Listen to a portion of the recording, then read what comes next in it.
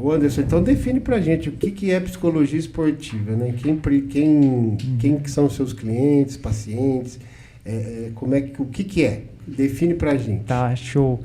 Bom, nada mais é do que trabalhar com os aspectos emocionais que envolvem as atividades esportivas, né? Isso vai desde de atletas de alto rendimento, de diferentes modalidades, até atletas amadores, que tem o foco direcionado para o desempenho, para a performance dentro do esporte, né? Então, a gente, até puxando um pouco da sua pergunta, né? A porcentagem que se tem entre o lado mental e físico, né?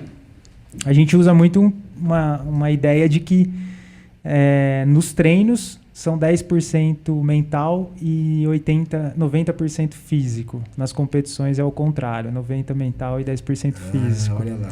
Né? 90% mental?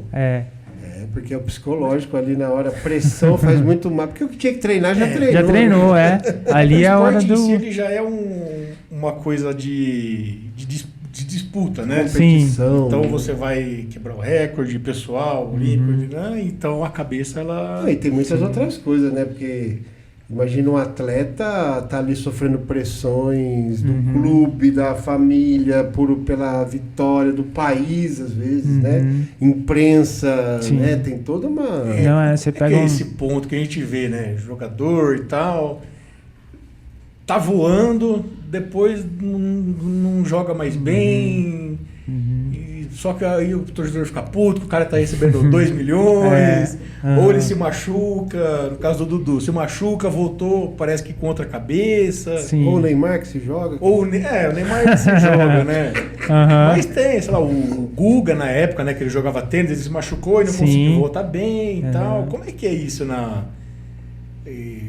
Que lógico, a gente fica puto porque a gente é apaixonado. Claro, né? a gente é torcedor, tem o lado torcedor, né? E fala, você ganha pra caramba, você tem que jogar bem e progressivo. É como se o cara fosse uma máquina. Como Exatamente, uma máquina. né? A Simone Biles, né? Ela se recusou a participar da Olimpíada. Sim. Como é que é isso pra quem tá no rendimento top, assim? Cara, isso, na verdade, é uma decisão bem difícil, né? Que nem da Simone, que você usou. Tem os jogadores de futebol, né? Que eles são taxados por ganhar muito, né? De fato. Pô, jogador brasileiro ganha muito dinheiro.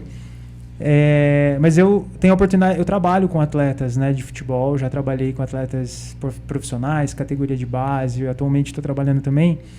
E, cara, é um universo muito difícil, o futebol no Brasil. É muito puxado, muito puxado. Que nem às vezes eu sento com o atleta do profissional, cara... Você não vai falar com ele sobre pressão. O cara já sabe o que é pressão. Ele já está acostumado com a pressão. É saber lidar, né? É saber lidar. Você vai falar resiliência. Palavra da moda, né? Tipo, o cara sabe, entendeu? Tem termos ali que a gente que é atribuído da psicologia, né? Pressão, resiliência, ansiedade, nervosismo. Frustração, expectativa. O cara às vezes tá no auge, sofre uma lesão, fica 2 meses parado, puta frustração do caramba. Sim, às vezes o cara ele é contratado por um clube maior e se lesiona, né? Então ou isso ele aí não joga bem. Sim, não rende, né? Todo atleta, quando entra em competição, pode ser num jogo, pode ser um esporte individual, que seja, ele tá esperando o momento dele. Sim.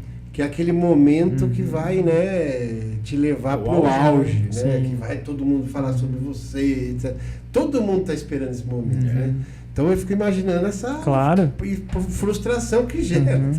E olha, por incrível que pareça, tem o ao contrário também, né? Tem atletas que sente o peso do sucesso. Então, às vezes ele tem medo do sucesso. E aí, às vezes, você começa a perceber sistemas de fuga, né? Então, por exemplo, vamos supor, um atleta que é contratado, vamos pensar no futebol, um atleta que é contratado para jogar na Europa. Ele sabe que ele está chegando num ponto importante da carreira, né? E às vezes ele é contratado com uma grande responsabilidade. Então ele vem para selecionar o problema do time. Então isso pode gerar muito medo no cara. Né, do tipo, tudo bem que tem uma pressão aí, né? E ele pode sentir esse fato. Em vez de ele entender que é um privilégio pela construção que ele fez. Pô, é uma construção sua. Agora você vai Conquistou poder... aquele lugar. Exato. Às vezes ele tem o medo do sucesso. E às vezes, talvez, Vitor, pode ser que o cara não renda em times diferentes. Pode ser, é só uma suposição. Sim. Por causa desse medo. Às vezes o cara sente... Não tem o linguajar, né? O peso da camisa. O peso da camisa, sim. Né? Então, isso também acaba influenciando, às vezes, o rendimento do atleta. Tem pressão de patrocinador, pressão do clube, pressão de isso empresário. Tem muita coisa que atrapalha torcida. isso, né? Torcida. Porque hoje a gente vê, sei lá, alguns... Eu ia pegar do Palmeiras porque a gente é palmeirense, né? Hendrick e Estevão. Sim. Pô, os moleques com 16 anos já estavam valendo milhões e milhões de euros. Uma pressão, o cara já tem o que ele quiser na vida. E não joga bem um jogo, já é um lixo. No outro jogo ele tá bem, Sim. ele já é o melhor do mundo. Só que é uma criança de 16 anos. Imagina tipo, a cabeça de um cara. Você tem as fases de desenvolvimento, né? Que você tem que respeitar, por incrível que pareça. Então, a gente vê os atletas novinhos que já estão mostrando resultado. E eu trabalho com atletas de 12, 15, né? E o envolvimento tem que ser muito com os pais. Você tem que trazer os pais. Ó, vamos entender esse processo, entender o que o pai tá... O que ele está pensando e sobre o filho. Tem a escola também junto. Tem um monte de coisa. Tem várias situações, contextos. Tudo. E aí você tem você tem a fase de desenvolvimento, que entra tudo isso daí. Então, às vezes, você tem que entender que muitos comportamentos é comum da fase. E tipo assim, peraí, às vezes você vê pais já cobrando uma atitude de um moleque, uma criança, de um atleta adulto. Entendeu? Então, peraí, vamos com calma. Então, às vezes, a gente entra nesses debates aí com os pais. Tem muito também do atleta que às vezes não quer estar ali, mas o pai, né? Tem muito, né? Tem, cara. Eu já passei por essa experiência. Inclusive, foi uma experiência que se concluiu de uma maneira muito bacana, né? Mas tem porque, é evidente que o atleta ele tem potencial. Ele já está num rendimento acima, ele já está treinando muitas vezes com um alto rendimento ali, uma performance, né? E o menino, às vezes, ou a menina, né? Às vezes não quer mais. Falou, quero aproveitar minha vida, acho que eu tô de saco cheio disso aqui e tal. Arruma um namorado, né? Aquela coisa. E vai, né? E na adolescência, cada hora você quer uma coisa. Exatamente, né? Então, assim, o atleta novo, quando ele quer mesmo, assim, ele já vai desenvolvendo umas características interessantes quando ele quer, de fato, né? Já logo muito cedo. Então, eu acho que o atleta amadurece muito cedo, mesmo já começando desde dessas fases iniciais. Mas nessa situação, nessas circunstâncias desse exemplo, às vezes o menino ou a menina não quer mais e os pais incentivam. Ou seja, pressiona. Sim. Só que eles não percebem que eles estão pressionando. E às vezes é o sonho deles, né? Tem muito isso. Às vezes estão fazendo o melhor. Isso. O pai não conseguiu ser jogador na época, a mãe não conseguiu ser...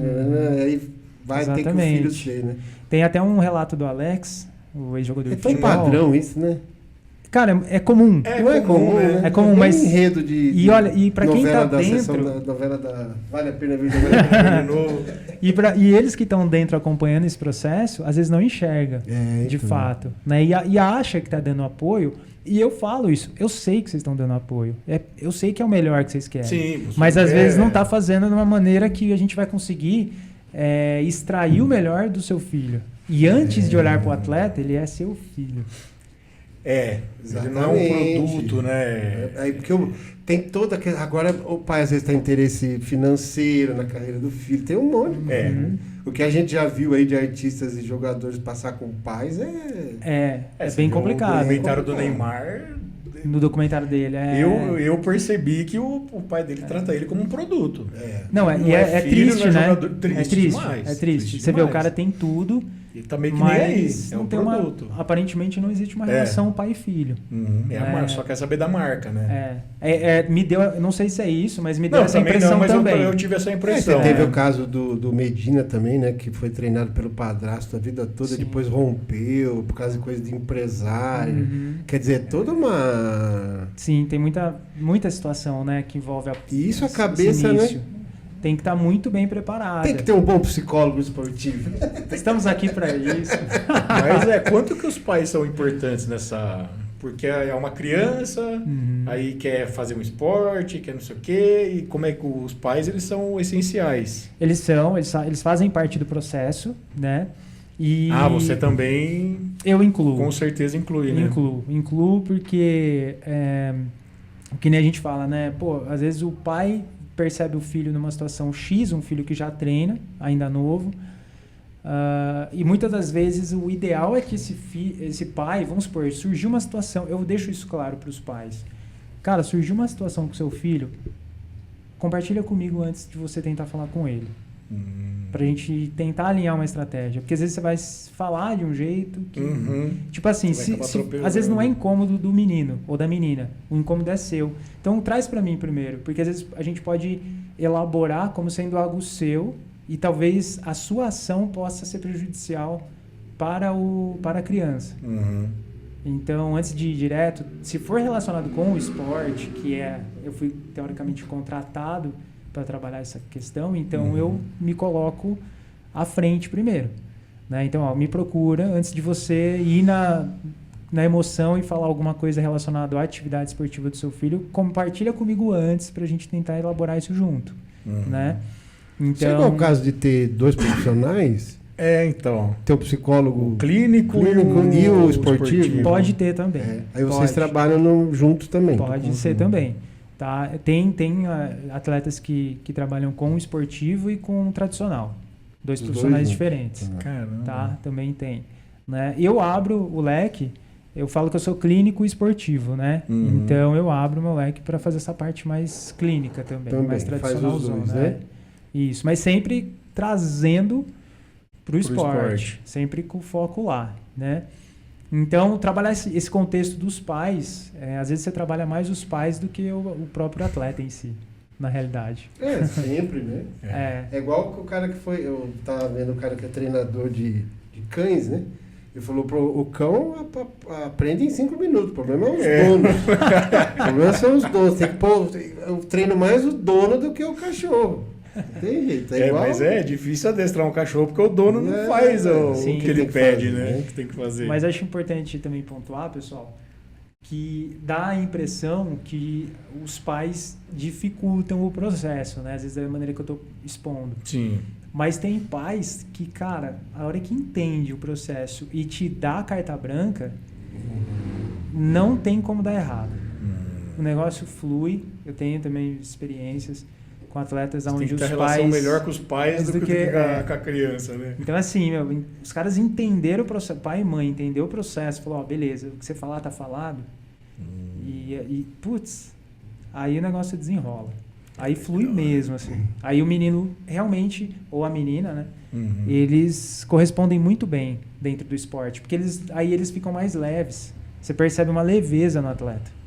Porque o pai e a mãe entendem que não é para ficar em cima, deixam, né, a criança mais à vontade, mas num sentido de diversão, dependendo da idade, eu falo, deixa ele competir, mas deixa ele se divertir. Não precisa ter a obrigação, de né? vencer, tem.